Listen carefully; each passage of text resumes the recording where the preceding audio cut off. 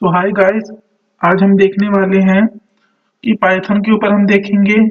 10 slides मैंने बनाई है पाइथन के ऊपर कि पाइथन प्रोग्रामिंग लैंग्वेज का कितना बड़ा स्पेक्ट्रम है, कितने डोमेन्स हैं, इसके अंदर कितने फ्रेमवर्क्स हैं, वो पढ़ेंगे हम। थोड़ा सा उसका हिंट लेंगे अगर आप पाइथन में करियर बनाना चाह रहे हैं तो। और फिर हम उसके बाद देखेंगे रस्ट प्रोग्रामिंग लैंग्वेज का हम क्रैश इंट्रोडक्शन करेंगे कि रस्ट प्रोग्रामिंग लैंग्वेज की हमें थोड़ी हिंट मिल जाए कि क्यों इतनी हार्ड प्रोग्रामिंग लैंग्वेज है दुनिया की। फिर हम देखेंगे दुनिया की सबसे मुश्किल प्रोग्रामिंग लैंग्वेजेस कौन कौन सी हैं और क्यों हमें मुश्किल प्रोग्रामिंग लैंग्वेजेस सीखनी चाहिए और वो क्यों मुश्किल होती हैं, हम ये पता करेंगे। तो सबसे पहले हम ये वाली स्लाइड दे खोल लेते हैं, दुनिया की सबसे मुश्किल प्रोग्रामिंग लैंग्वेजेस वाली।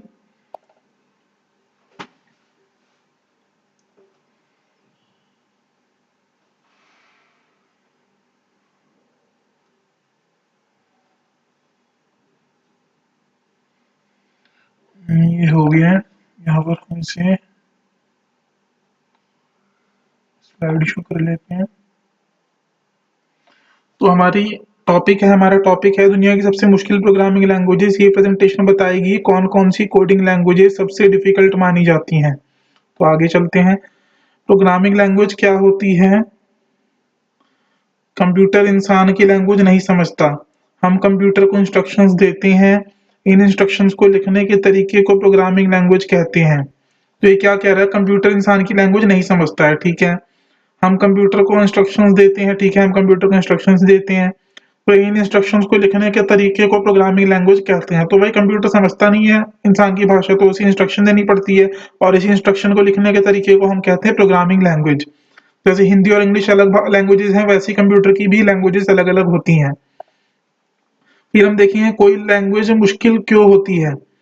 लैंग्वेज मुश्किल तब लगती है जब उसमें रूल्स ज्यादा होते हैं या फिर उसमें छोटी गलती से प्रोग्राम बंद हो जाए, तब वो डिफिकल्ट हो सकती है। कंप्यूटर के अंदर का सिस्टम समझना पड़े। जब कोई प्रोग्रामिंग लैंग्वेज हम सीख रहे हैं तो उसमें हम सिर्फ लैंग्वेज ना सीखें, हमें कंप्यूटर के अंदर का सर्किट में जो करंट दौड़ रहा है, कैसे क्या काम कर रहा है, वो भी हमें सिस्टम समझना पड़े कंप्यूटर की आर्किटेक्चर का, हार्डवेयर आर्किटेक्चर का। तो तब भी वो मुश्किल प्रोग्रामिंग लैंग्वेज होती है जिसमें जरूरत पड़े कंप्यूटर के हार्डवेयर के सिस्टम को भी समझने की, तो वो मुश्किल प्रोग्रामिंग लैंग्वेज हो जाती है। फिर सोचने का तरीका अलग हो, जैसे प्रोग्रामिंग लैंग्वेज में किसी में सोचने का तरीका बिल्कुल हटके है और प्रोग्रामिंग लैंग्वेज से कुछ अलग ही हो सोचने का तरीका, तो तब भी वो मुश्किल मानी जाएगी। और सबसे मुश्किल प्रोग्रामिंग लैंग्वेज होती है असेंबली लैंग्वेज। इसमें मशीन के लेवल पे काम करती है ये लैंग्वेज, हर छोटी चीज मैनुअली लिखनी पड़ती है इसमें। इसमें इंसान को कंप्यूटर जैसा सोचना पड़ता है, इसलिए बहुत मुश्किल मानी जाती है। फिर हो गया C plus plus second number पे। बहुत पावरफुल लैंग्वेज है, गेम्स और सॉफ्टवेयर बनाने में यूज होती है। मेमोरी कंप्यूटर की स्टोरेज खुद हैंडल करनी पड़ती है इसमें, इंस्ट्रक्शन जब हम देते हैं तो। गलती हुई तो प्रोग्राम क्रैश हो सकता है, इसलिए बिगिनर्स के लिए टफ होती है। मेमोरी मैनेजमेंट खुद कंट्रोल करना पड़ता है, इसमें फोकस रहता है मेमोरी मैनेजमेंट भी। ये खुद कंट्रोल करनी पड़ती है मेमोरी मैनेजमेंट हार्डवेयर लेवल पे, तभी ये मुश्किल मानी जाती है सेकंड नंबर पे। थर्ड नंबर पे मुश्किल मानी जाती है रस्ट। ये फास्ट और सिक्योर लैंग्वेज है, सी प्लस प्लस से ज्यादा सिक्योर है और कंप्यूटर की मेमोरी सेफ रखती है ये। कंप्यूटर की मेमोरी इसमें सेफ रहती है, मतलब कि मेमोरी सेफ रखने के मामले में सिक्योर कह सकते हैं इसको, जो मैंने बोला सी प्लस प्लस से ज्यादा, क्योंकि सी प्लस प्लस में मेमोरी इतनी सिक्योर नहीं रहती है अगर हम इंस्ट्रक्शंस गलत दे दे तो। लेकिन रस्ट में ऐसा नहीं होता है, इंस्ट्रक्शंस पे डिपेंड करता है सारा कुछ। रस्ट और सी प्लस प्लस में इसमें इंस्ट्रक्शन हम देते हैं वो ज्यादा इजिली, मतलब कि सिक्योर माना जाता है। तो अगर क्योंकि गलतियां कम हो सकती हैं इसमें, गलतियां होने की गुंजाइश कम होती है क्योंकि इसका स्ट्रक्चर्ड रूल फॉलो करते हैं हम सब। फिर बहुत स्ट्रिक्ट रूल्स फॉलो करती है, इस वजह से जैसे मैंने बताया अभी बहुत स्ट्रिक्ट रूल्स फॉलो करती है, इस वजह से कंप्यूटर की मेमोरी सेफ रहती है। शुरू में समझना थोड़ा मुश्किल होता है पर एक बार आ गया तो स्ट्रॉन्ग कंट्रोल मिलता है हमें प्रोग्रामिंग डोमेन में, सिस्टम लेवल पे। हमें मतलब कि सिस्टम लेवल प्रोग्रामिंग पे स्ट्रॉन्ग कंट्रोल मिल जाता है अगर एक बार ये समझ में आ गई तो रस्ट प्रोग्रामिंग लैंग्वेज। फिर अगला हैस्केल। हैस्केल एक प्रोग्रामिंग लैंग्वेज है, अलग तरीके से सोचने वाली लैंग्वेज है ये, नॉर्मल कोडिंग जैसा नहीं होता है ये इसमें मेन फोकस है कि नॉर्मल कोडिंग जैसा नहीं होता है हैस्केल। लॉजिक पे ज्यादा फोकस करता है ये लैंग्वेज। इसको सीखने के लिए सोच बदलनी पड़ती है, मतलब कि और लैंग्वेज जैसे हमने सीख ली, पाइथन सीख ली, सी प्लस प्लस रस्ट सीख ली, तो वो तो हमने सीख ली, लेकिन अगर हम हैस्केल को सीखेंगे तो सोच बदलनी पड़ेगी, बिल्कुल सब कुछ चेंज हो जाएगा, सीखने का तरीका, सोचने का तरीका इसके अंदर। फिर मैलबॉल, ये लैंग्वेज जानबूझकर मुश्किल बनाई गई, सिर्फ चैलेंज के लिए बनाई गई थी, इसके रियल लाइफ में यूज लगभग नहीं होता है। फिर अगला हो गया हमारा, क्या मुश्किल लैंग्वेज सीखनी चाहिए? हाँ, पर शुरू में नहीं सीखनी चाहिए। पहले सिंपल लैंग्वेज सीखो जैसे पाइथन, जावा स्क्रिप्ट, फिर धीरे धीरे डिफिकल्ट लैंग्वेजेस ट्राई करो। जावास्क्रिप्ट लोग कहते हैं डिफिकल्ट है, जावास्क्रिप्ट इतनी डिफिकल्ट नहीं है। अगर रस्ट प्रोग्रामिंग लैंग्वेज देख ले, असेंबली लैंग्वेज देख ले, तब तो जावास्क्रिप्ट को लोग हक करने लगेंगे। इतनी इतनी मुश्किल लैंग्वेजेस हैं वो सारी, जावास्क्रिप्ट तो बहुत ईजी है उनके कंपैरिजन में, और पाइथन तो उससे भी ज्यादा ईजी है। सिंटैक्स वाइज बात कर रहा हूँ मैं, और रूल्स वाइज भी। पाइथन में भी रूल्स ज्यादा स्ट्रिक्ट नहीं है, जावास्क्रिप्ट में थोड़े स्ट्रिक्ट हो सकते हैं, और सिंटैक्स भी लगेगा। और प्रोग्रामिंग लैंग्वेज में रूल्स वगैरह बहुत स्ट्रिक्ट है, मेमोरी मैनेजमेंट को मैनुअली करनी पड़ती है इन सब लैंग्वेजेस में। और कोई भी कुछ भी क्रैश हुआ तो मतलब कि हार्डवेयर भी इफेक्ट पड़ सकता है। असेंबली लैंग्वेज में अगर हमने कुछ गलत कोड लिख दिया तो हमारा हार्डवेयर क्रैश हो सकता है, पूरा हार्डवेयर ही खराब हो सकता है। इतनी मुश्किल लैंग्वेजेस होती हैं ये सब। फिर फाइनल मैसेज, मुश्किल लैंग्वेजेस दिमाग स्ट्रांग बनाती हैं, ये हमारा एडवांटेज है। प्रॉब्लम सॉल्विंग स्किल इंप्रूव करती हैं ये, धीरे धीरे प्रैक्टिस से सब पॉसिबल है। हार्ड चीजें शुरू में डरावनी लगती हैं पर बाद में पावरफुल बना देती हैं, ये तो हम कह सकते हैं मोटिवेशन के लिए, अगर आप सीखना चाहें तो। ये हमारी पूरी स्लाइड हो गई। अब हम अगली स्लाइड देखते हैं। अब पीडीएफ में देख लेते हैं इसे, रेस्ट प्रोग्रामिंग लैंग्वेज, या फिर इसी में देख लेते हैं स्लाइड में। रेस्ट प्रोग्रामिंग लैंग्वेज क्यों, क्या था ये, Rust programming language crash introduction.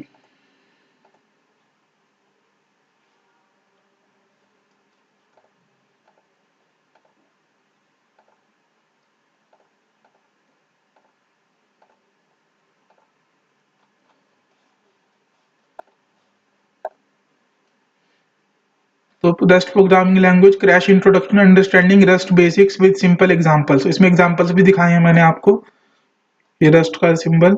Y Rust is popular, very fast, C plus plus level performance देता है और वेरी फास्ट है। मेमोरी सेफ होता है, नो सेगमेंटेशन फॉल्ट्स कम नहीं होते। गार्बेज कलेक्टर नहीं होता है इसके अंदर। गार्बेज कलेक्टर मतलब कि ये वो होता है जैसे, मतलब कि मेमोरी में जैसे कुछ पॉइंटर्स डैंगलिंग रह जाते हैं, यूज नहीं होते, तो वो ऑटोमेटिकली कुछ लैंग्वेजेस में जैसे जावा हो गई, पाइथन होगी, इसमें ऑटोमेटिक गार्बेज कलेक्शन होता है। लेकिन अगर रस्ट में गार्बेज कलेक्शन ऑटोमेटिक नहीं होता है। Prevents data races, race condition उसमें प्रिवेंट हो जाती है, ये इसकी एक खूबी है। रेस कंडीशन एक बहुत बड़ा मतलब कि टॉपिक है, बहुत बड़ा भी नहीं मतलब एक टॉपिक है उसमें, मतलब कि ये प्रैक्टिकली जब मैं आपको दिखाऊंगा रेस कंडीशन क्या होती है तभी आपको समझ में आएगा।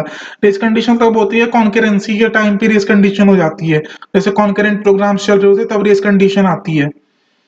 इससे हमारे रिजल्ट गड़बड़ हो जाते हैं। जैसे दो प्रोग्राम कॉन्करेंट चल रहे हैं, दोनों में रेस कंडीशन है, कोई पहले आउटपुट देगा कोई बाद में आउटपुट देगा, अगर उसमें हम वो ना यूज करें, क्या कहते हैं उसे, मतलब कि वो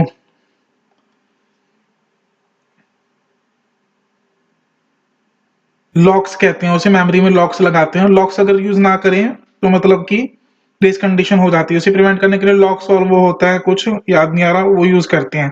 वैसे लॉक्स उसका मेन टर्म है बोलने का। इससे रेस कंडीशन प्रिवेंट होती है। आप सर्च कर सकते हैं गूगल में लॉक्स और रेस कंडीशन, मेमोरी में जो हम लगाते हैं। ये सी में भी मिल जाएगा आपको, मतलब कि सिक्योर एंड रिलायबल लैंग्वेज है ये। फर्स्ट रेस्ट प्रोग्राम हम देखते हैं, ये F N main, F N function बनाएंगे तो हम एफ एन लिखेंगे, और मेन फंक्शन पहले चलेगा, मेन लिखेंगे हम, ब्रैकेट ओपन ब्रैकेट क्लोज करली ब्रेसेस में लिखेंगे प्रिंट एलन, तभी हमें प्रिंट कराना है कोई आउटपुट स्क्रीन पे, तो ये हम कीवर्ड यूज करेंगे प्रिंट एलन और एक्सक्लेमेशन, फिर ब्रैकेट ओपन डबल कोट्स के अंदर लिखेंगे hello world. F N means function, main is the entry point, println prints output, ये तीन कीवर्ड फिक्स हैं। और ये हम यहाँ पर कुछ भी लिख सकते हैं जो हमें प्रिंट कराना है स्क्रीन पे, वो हम लिख सकते, सॉरी ये हम लिख सकते हैं हेलो वर्ल्ड वगैरह कुछ भी। फिर वेरिएबल्स इन रस्ट होते हैं, वेरिएबल्स जैसे ये लेट एक्स, एक्स एक वेरिएबल हो गया, लेट कीवर्ड फिक्स रहेगा, एक्स में हम कुछ भी लिख सकते हैं, Y Z A B C कुछ भी लिख सकते हैं हम।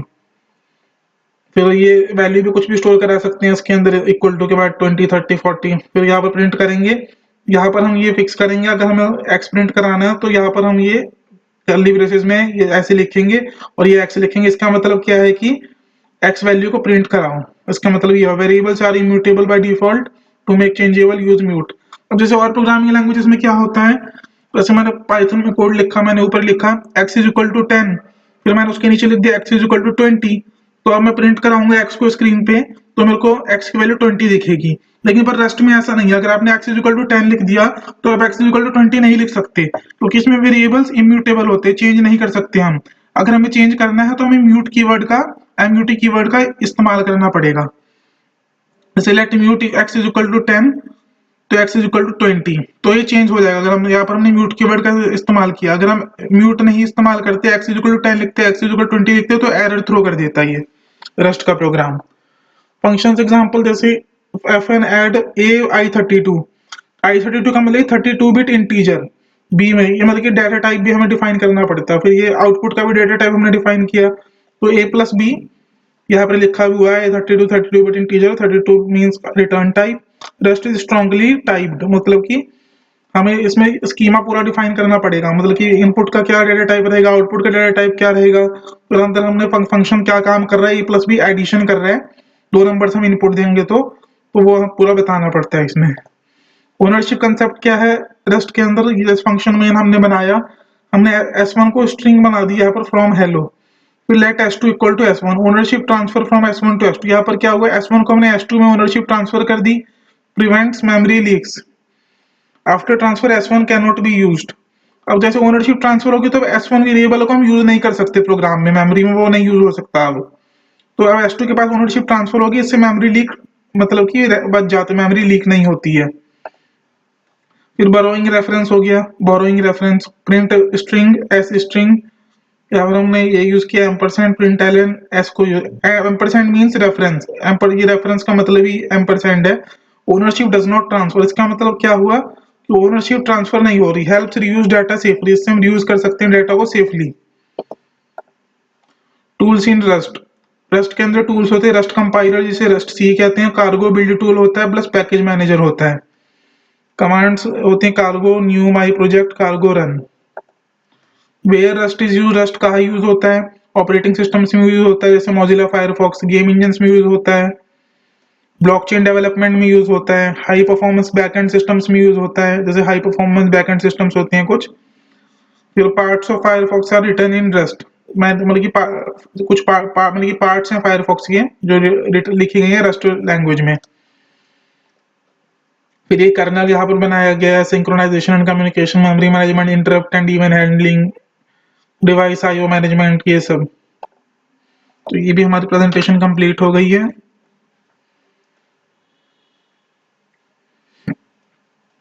अब इसे क्लोज कर देते हैं।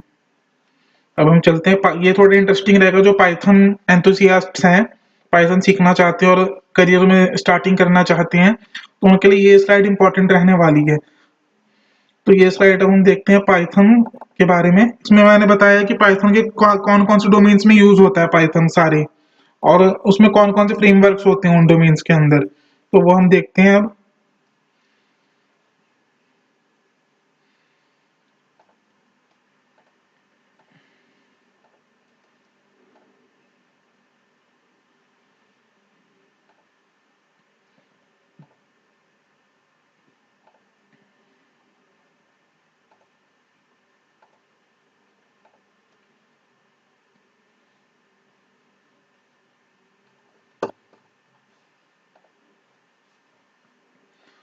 तो इसमें बताया द फ्यूचर ऑफ पाइथन, ये क्या हो, ये लोड क्यों नहीं हो रही है इमेजेस इसमें।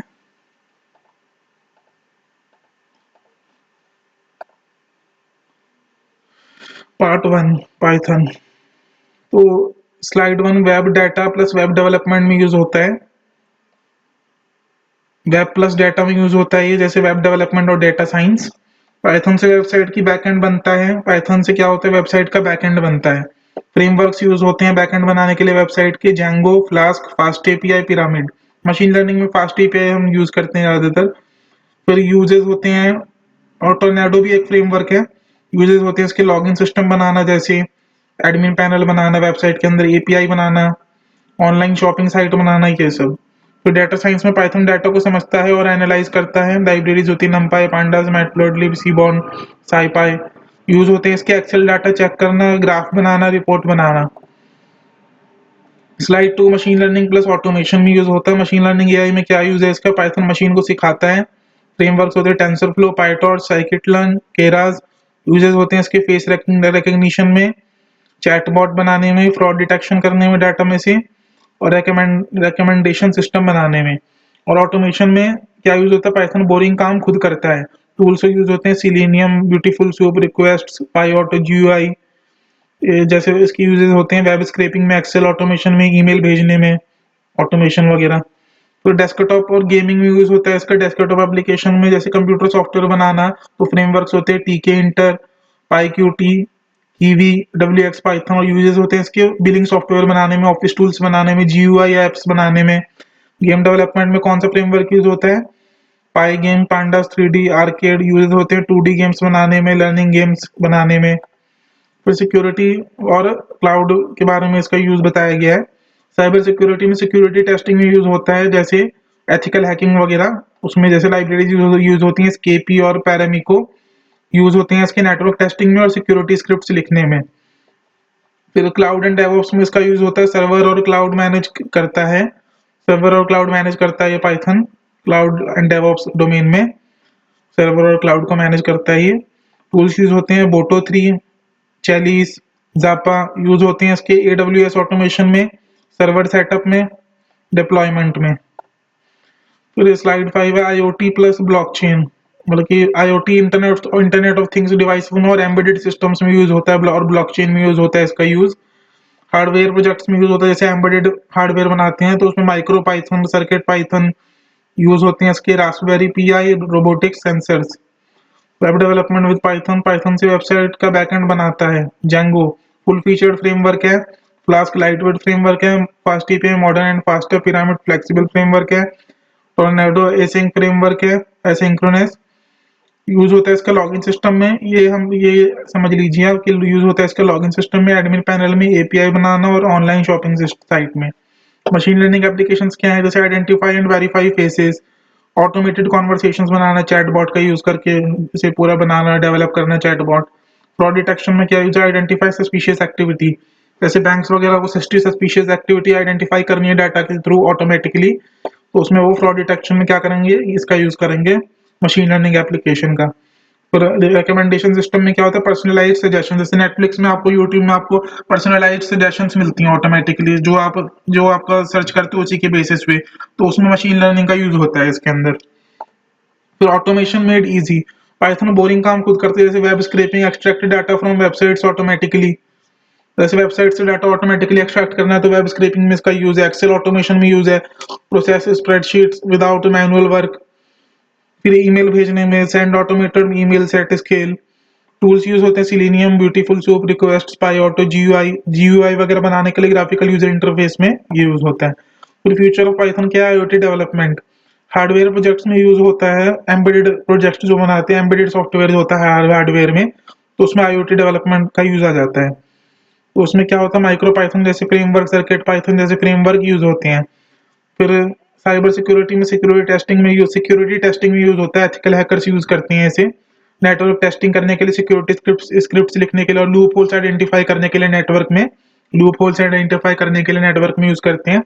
तो क्लाउड एंड डेवऑप्स में क्या होगा? सर्वर और क्लाउड मैनेज करता है with AWS automation and deployment. तो ये हमारा हो गया है।